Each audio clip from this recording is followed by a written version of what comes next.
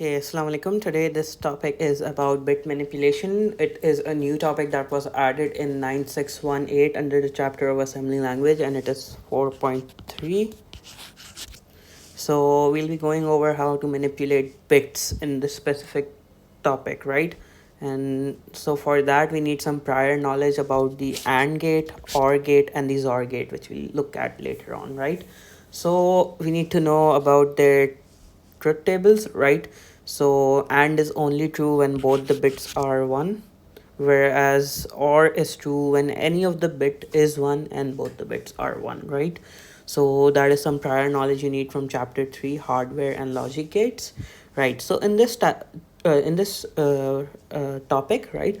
So let us assume we have this bit as A, right? Here we have this bit as A, and this value of A is a 0, and then this value of A is a 1, and dot here means and 0 and 0, and as you can see 0 and 0 returns a 0 as well, and here 1 and 0 also returns a 0. So this makes you understand that it's turning off the bit. So even when the bit was 1, which means the bit was turned on, after doing and with a 0 it turns off the bit. So that is what it does, right? Now we go to the next stage where A is 0 and A is 1 in both these scenarios, but here we are ANDing it with a 1, right? Here we are ANDing it with a 1. So 0 and 1 returns a 0, and 1 and 1 returns a 1. So this means that you're retaining the value of the original bit. Since it was 0 here, so it's 0 here, and it was 1 here, so it was 1 here. So this is what AND bit manipulation does, and that is what you need to know. So now we move on to the OR gate. So here we have the OR truth table, right? So this is the truth table for OR. So here we have the same concept that A is 0, A is 1. The plus sign here means OR. So 0 or 0 is a 0, and 1 or 0 is a 1, right? So you can check this out using the truth table. So 1 and 0 is indeed a 1. So this means that you're retaining the original value of A. Since it was 0 here, it is 0 here. It was 1 here, it is 1 here, right? So that is what you're doing.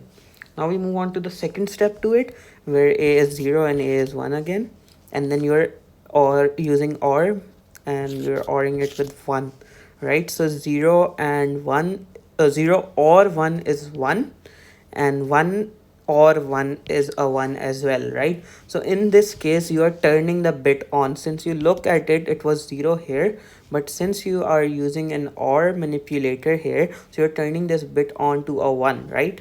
So that is what you're doing. That is it for the OR gate. Okay, so there seems to be I wrote something wrong here, so I'm gonna fix that real quick.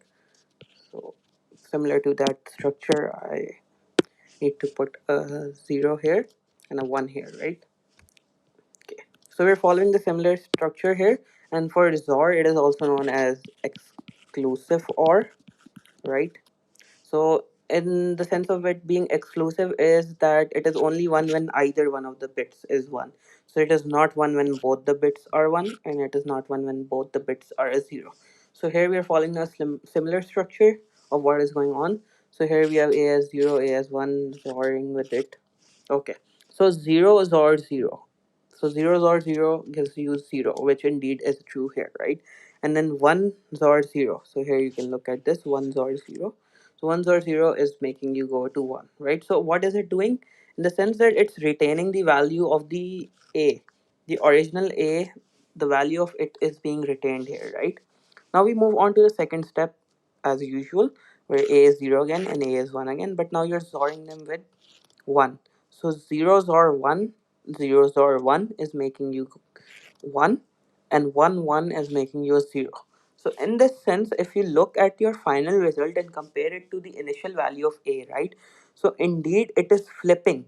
So A as 0 turns into a 1, and A as a 1 turns into a 0. So it is indeed flipping your bit.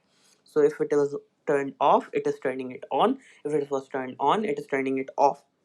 So that is what you're using XOR gate for here. Now the last part of this topic is logical shift, right? So this is the only part that is in the syllabus right now. So logical shift refers to moving the bits all the bits to one place to the left, one place to the right, and then having a mathematical interpretation of your result, right? So here I have a binary number. So here it turns out it is the number 73. So now continuing on with it. Okay, so you're moving at one place to the left. I seem to have made a mistake here. So this is gonna become, the 1 is gonna come here and the 0 is gonna come here. So right, let now that we moved every bit to the left, right? So what is it going to result to? 128 plus 16 plus 2. It is indeed 146, right? So let us compare the two numbers. So you can surely see it is a multiplication by a scale factor of 2, right? So what if we move it one place to the right? So if you're going to turn these back to right, so you're going to go back to the original number, which was 73. So this tells us that it is a division by 2. So we can write division by scale factor 2, and here we can write multiplication with scale factor 2. So you only need to understand the mathematical interpretation of how the logical shift works, how it moves left, how it moves right, and you should be able to perform a logical shift to the left or to the right and then interpret the binary number as I have done here. Right? So you started off with a 73, you moved each bit to the left, you turned out the number became 146. So you knew the result that it was a multiplication with a scale factor of 2, and indeed you proved it when you moved all the bits and then calculated the number again. 73 times 2 is indeed 146. So that is the end of this video.